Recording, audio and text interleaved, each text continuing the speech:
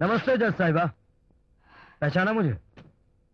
याद है एक बार एक लड़की की इज्जत बचाने के लिए मैंने एक गुंडे को मारा तो आपने मुझे 15 दिन कैद की सजा दी थी, और आज मैंने एक जज को बचाने के लिए कई गुंडों को बड़ी बेरहमी से मारा और उन्हें लहूलुहान कर दिया। कहिए, आज मुझे आप कितने दिन कैद की सजा देंगी और मुझे कितने हजार रुपए जुर्माना भरना पड़ेगा? आज शाम को तुम्हारे भाई मोहन का ब्याह है, घर आ जाना।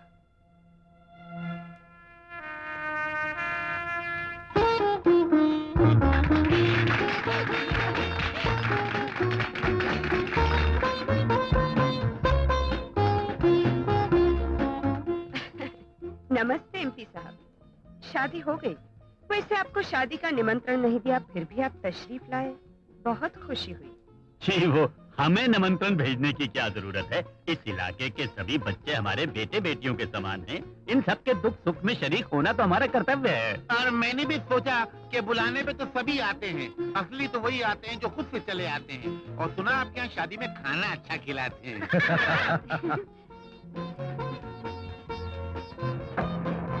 दादा, दादा। ड्राइवर, कल्पना गेस्ट हाउस चलो।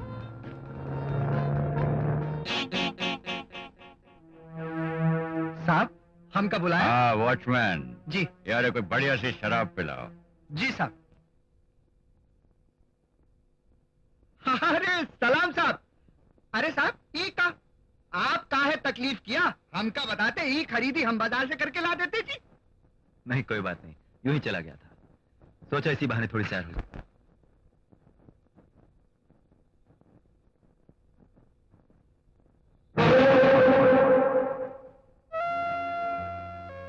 पतरा क्यों गए?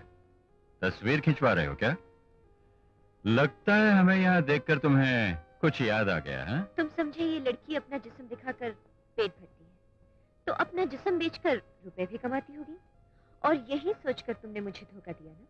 धोखा? सपना, ये तुम क्या कर रही हो? मैं बिल्कुल ठीक कह रही हूँ। तुमने खुद कहा था कि तुम मेरे हमदर्द हो। मेरे जन्मदिन पर तुमने तोहफे की शक्ल में मुझे फूल दिए, मेरे दिल में इतनी उम्मीदें जगाई, और आज तुमने किसी और लड़की से शादी कर ली। लेकिन सपना, मैंने तुम्हें कभी भी इस नजर से नहीं देखा। मैं जानती थी तुम्हारे मुंह से एक दिन ये अल्फाज जरूर निकलेंगे। मिस्टर मोहन, एक बात याद रखना, मैं तुम्हारे इस धोखे का ऐसा जवाब दूंगी कि तुम्हारी जिंदगी जहन्नम बन जाएगी। सपना, सुनो तो मेरी अरे चलो सपना, हमें इससे क्या लेना देना, अब चलो।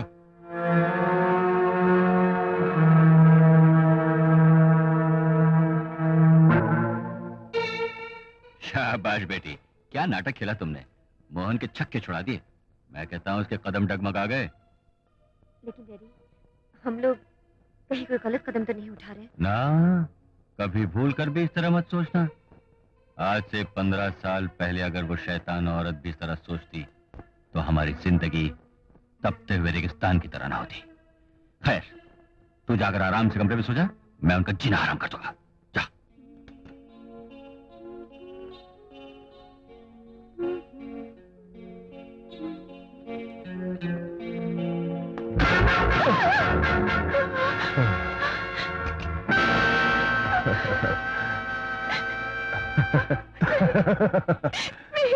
चंपा रानी, अपन बाहर आ गया है, और मतलब तेरे को अच्छी तरह से मालूम, मर्डर, खूनम खून, लालम लाल। नहीं, मुझे छोड़ दो, मेरी जान मत लो। अपन तेरे को मारने के वास्ते इधर थोड़ा आया है, अपन तुझे ये समझाने के वास्ते इधर आया है कि तू अपने मर्द को खलास कर डाल। नहीं। तकिए के नीचे बेहोशी की दवा रख देला है, सेब पर चाकू लगा देला है। तू अपने मर्द को वो दवा सूंघा कर उसके सीने में वो चाकू, नहीं तो अपन तेरा मर्डर कर देगा।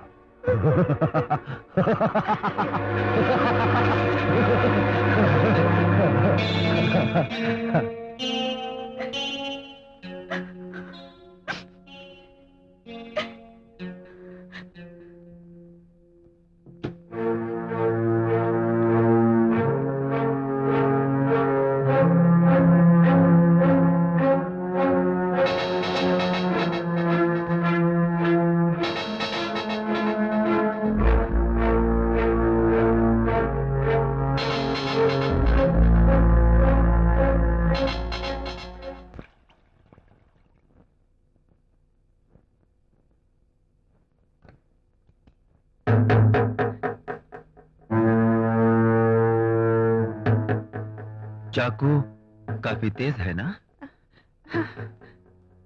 इससे सेब भी काट सकते हैं और आदमी का गला भी, है ना? ये आज आप कैसी बातें कर रहे हैं? नहीं, मुझे यहाँ कुछ अजीब सा लग रहा है। लगता है हम किसी गलत जगह पर आ गए हैं। अगर कहीं कोई अनहोनी बात हो जाए तो? ऐसी बातें मत कीजिए, मुझे डर लग रहा है। ये चाकू मुझे दीजिए। इसे मेरे ही पास रहने दो।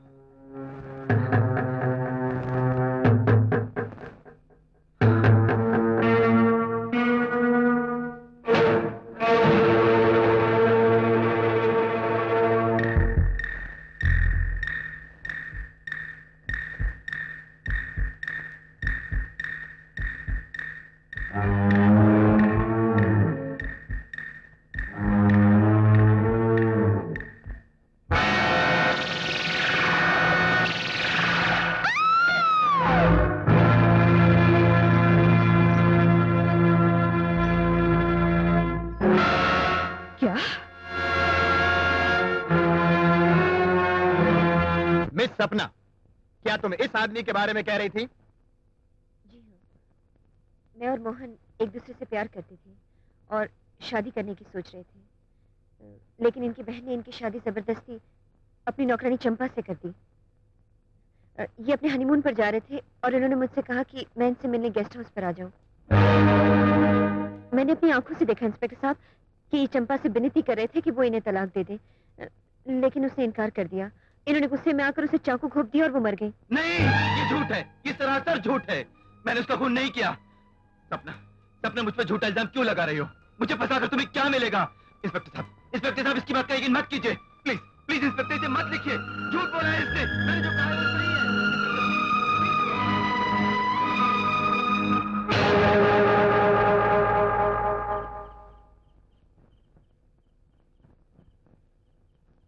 नमस्ते जज साहिबा, कैसा लगा ये नया मुकदमा? मेरे बेटे का मुकदमा आपकी अदालत में है क्योंकि उसने अपनी पत्नी का खून किया है, और आपका भाई पुलिस की हिरासत में है क्योंकि उसने भी अपनी पत्नी का खून किया है। इंसाफ के तराजू में दोनों के जुर्म बराबर वजन के हैं, इसलिए अगर मेरे बेटे को फांसी हो गई तो यकीनन आपके भाई को भी फांसी हो जाएगी, और अगर आपने मेरे बेटे को रिहा कर दिया तो आपके भाई की रिहाई की तरकीब मैं आपको बता दूंगा। That's my politics.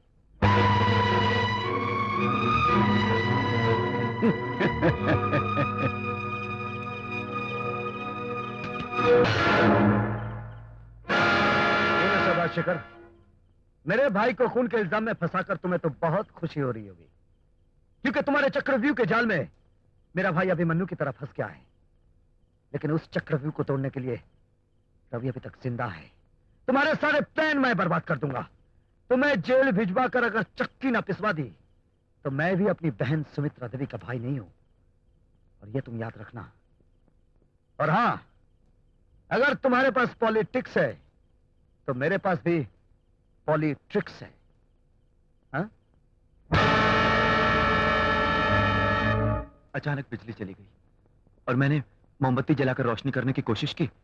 उसी दौरान किसी ने तकिए के नीचे से चाकू निकाल लिया और चंपा का खून कर दिया। कत्ल से पहले तुमने उस चाकू को अपने हाथ में पकड़ा होगा, इसीलिए तुम्हारी उंगलियों के निशान उस पर मौजूद हैं। लेकिन मैंने चंपा का खून नहीं किया। ये खून किसने करवाया, क्यों करवाया, ये हमारी बड़ी दीदी बहुत अच्छी तरह से जानती है। लेकिन कानून पर भरोसा करने वाली हमारी बहन उनका कुछ नहीं बिगाड़ सकती, क्योंकि वो कानून को तोड़ने वाला राजनेता है। मैं अपनी वफादारी, अपनी ईमानदारी और अपनी कानून नवाजी के बल पर मोहन को छुड़ा कर रहूंगी। आपके कानून और उसके उसूल तो आम इंसानों के लिए बने, सीधे साधे लोगों को सजा दे सकते हैं, लुटेरे और बदमाशों को नहीं। उनके लिए तो सिर्फ एक ही उसूल है, कांटे को निकालना हो तो कांटा इस्तेमाल करो। और उसी उसूल के बल पर मैं उस पापी की गर्दन पकड़कर तुम्हें दिखाऊंगा। रवि, जज्बात और गुस्से में आकर कहीं जुर्म मत कर बैठ। अगर जरूरत पड़ी तो जुर्म भी करूंगा।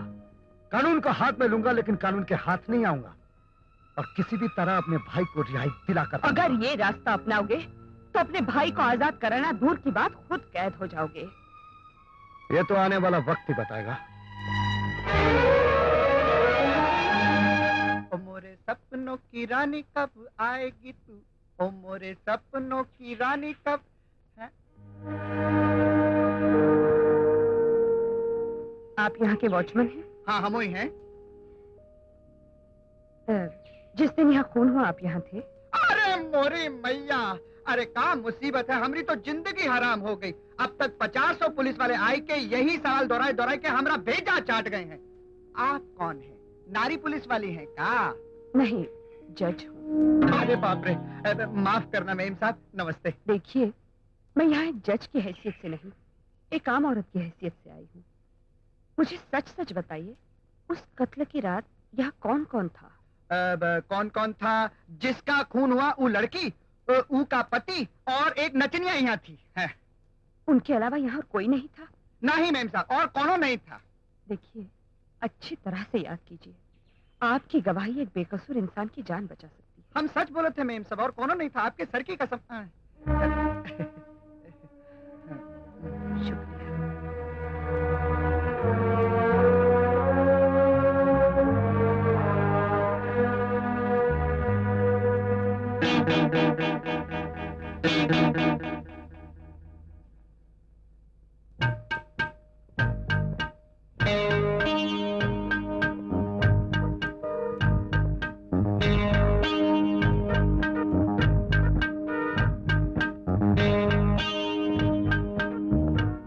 तुम यहाँ के वॉचमैन हो? हाँ, हम ही हैं। उस कत्ल वाली रात। अरे मोरी मैया, अरे बाप रे बाप, अब तो हम मर जाएंगे, हमारा सर फट जाएगा। आप कौन है साहब? सीआईडी वाले हैं क्या? नहीं, अरे भैया, तो फिर काहे को पूछताछ करने चले आए हैं? ये मेरे लिए जानना बहुत जरूरी है क्या जानना जरूरी है? कि उस रात को यहाँ कौन कौन आया था। अरे भैया, कौन आवत है कौन जावत है, इससे तुमको क्या लेना देना है? मामला बहुत गर्म है। ए भैया, जरा बाजू में आ जाओ, काहे के दीवारों के भी कान होते हैं। आवा आवा।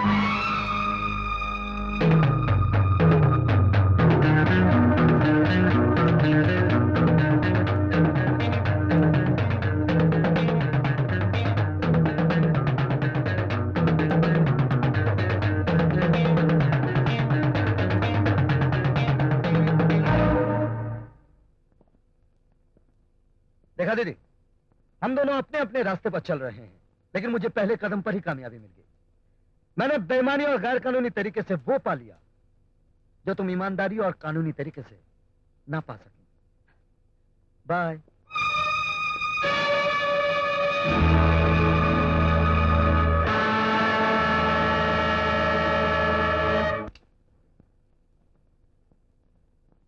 सपना,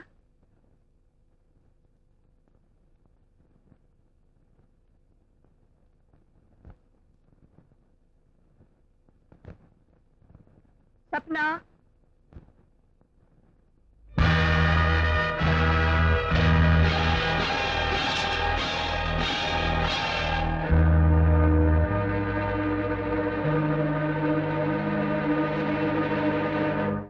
पथरा क्यों गई? तस्वीर खिंचवा रही हो क्या? लगता है सच्चाई ने तुम्हारे गले को पकड़ लिया और आवाज को बंद कर दिया, ये जानकर कि सपना और कोई नहीं बल्कि तुम्हारी अपनी बेटी है। मैं यहाँ तुमसे बहस करने नहीं आई हूँ, मैं सिर्फ सपना से मिलने आई हूँ, जिसकी जिंदगी तुम अपनी नालायकी और खुदगर्जी की वजह से बर्बाद कर रहे हो। Shut up! ये मत समझना कि मैं तुम्हारी अदालत की कटघरे में खड़ा एक मुजरिम हूँ। अरे मैं तो एक एक्स जज का एक्स हस्बैंड हूँ, समझे? सिर्फ मुझसे बदला लेने के लिए तुमने सपना को माँ की ममता से महरूम रखा, मेरे खिलाफ उसके दिल में जहर भर भर के उसे बड़ा किया, और आज उस मासूम को ये भी नहीं मालूम कि वो किसके खिलाफ गवाही देने जा रही है। अरे वो जानती है, मेरे सामने जो खड़ी पत्थर दिल औरत उसकी माँ है, और वो जो जेल गया था तेरा भाई है। सपना सब कुछ अच्छी तरह जानती है। तुम्हारे गुरूर, तुम्हारे घमंड को पैरों तले रौंद कर पाश पाश करने के लिए हम बाप बेटी ने ये नाटक खेला था, और जिसका नतीजा है तुम्हारा पत्थर दिल पिघलने लगा, तुम्हारी आंखें भर आई और तुम समझौते पर उतर आई। मैं यहाँ तुमसे हाथ जोड़कर कोई भीख मांगने नहीं आई हूँ, बल्कि सपना के दिल में तुमने जो जहर भरा है उसे निकालकर उससे सच कहवाने आई हूँ। मेरे जीते जी ये कभी नहीं हो सकता। मैं जानती हूँ अपनी बेटी का दिल कैसे बदलना है। मैंने उसे पाल पोस कर बड़ा किया है, वो कभी नहीं बदल सकती। मुजरिमों को बदलना मेरा पेशा है। मुजरिमों को पैदा करना मेरा पेशा है। आज एक बार फिर तुम अपनी जिंदगी में हार देखोगी। तुम ये बाजी कभी नहीं जीत सकती, कभी नहीं।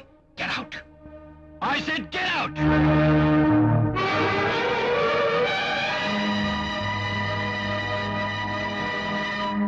रवि, रवि, महादेवी, लंगड़े बाप की चालाक बेटी, अब क्या रवि ने फिर पप्पी ली है? ये शिकायत करने आई हो?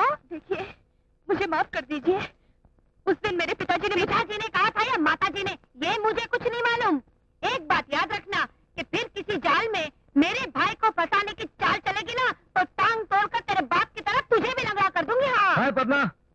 हाय रवि। हाय हाय, कितने प्यार से, कितने भोलेपन से हाय करती है। पहले करती हाय, फिर जेल पहुंचाए, और एक तुम हो, तुम्हें शर्म नहीं आती? इतने साल हो गए हमारी शादी हुए, एक बार भी प्यार से कहा हाय शांति? जब देखो तब ए शांति इधर आ, ए शांति उधर जा, हमेशा परेड करते रहते हो मेरी। तुमसे 1000 बार कहा है कि मौका देखकर बात किया करो, भरी महफिल में जूते चलाना शुरू कर देती हो। अरे पहले पद्मा से पूछो तो सही कि वो यहाँ किस लिए आई है। हाँ भाई, किस लिए आई है? मैं आप लोगों के लिए एक जरूरी खबर लाई हूँ। मेरे पिताजी और राजशेखर ने उस डांसर से झूठा बयान दिलवाया, और ये उनको कहते हुए मैंने अपने कानों से सुना। क्या तुम सच कह रही हो या तुमको भी अपने बाप की तरह पार्टी बदलने की आदत है? जीजा जी, क्यों खामोखा इस बेचारी को डांट रहे हो? पद्मा, तुमने ये बातें खुद सुनी थी? हाँ, जब भी तो मैं भागे भागे तुम लोगों को खबर करने आई हूँ। जीजा जी, आप अपनी वर्दी को कांजी लगाकर कड़क करवा लीजिए। तब तक मैं उस डांसर सपना के दर्शन करके आता हूं।